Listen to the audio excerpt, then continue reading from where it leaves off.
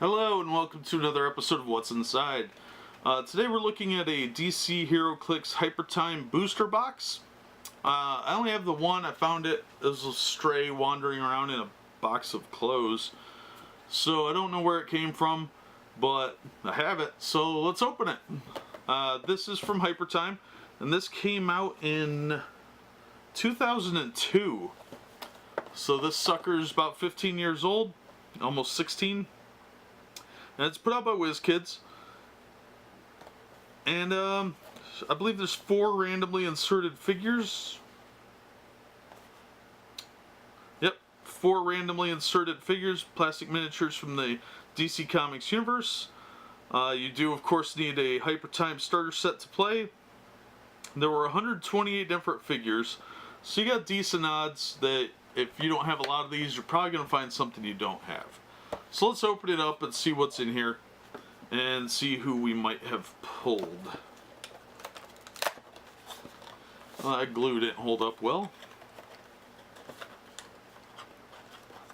Heroclix was the first big superhero miniature game in my opinion.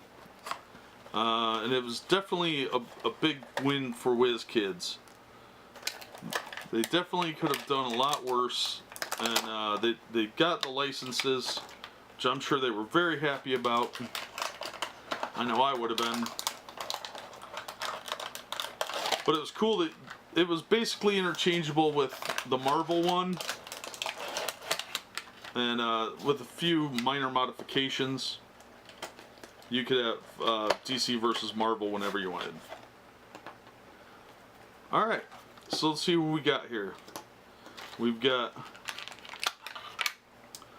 a yellow Gotham policeman, 11 points, number 1.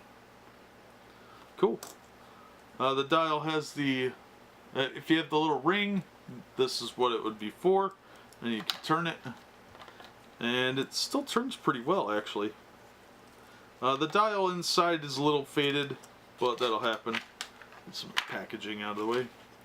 Then we've got an intergang medic. Now this says the Superman symbol on it, the red one. So I think these are the villains. Yeah, well he's intergang, so yeah. 29 points. He's number 18. Oh yeah, here's our base stickers. Which these were kind of obsolete once they introduced the ring dial, because having these on the bottom, this cross pattern, really meant that you needed the ring to turn them easily, and it made the stickers pretty well obsolete. And most of the figures by this point had that, so they stopped doing these shortly after that, I think. Alright, then we've got the Huntress, blue, number 23, or 23 points, number 26.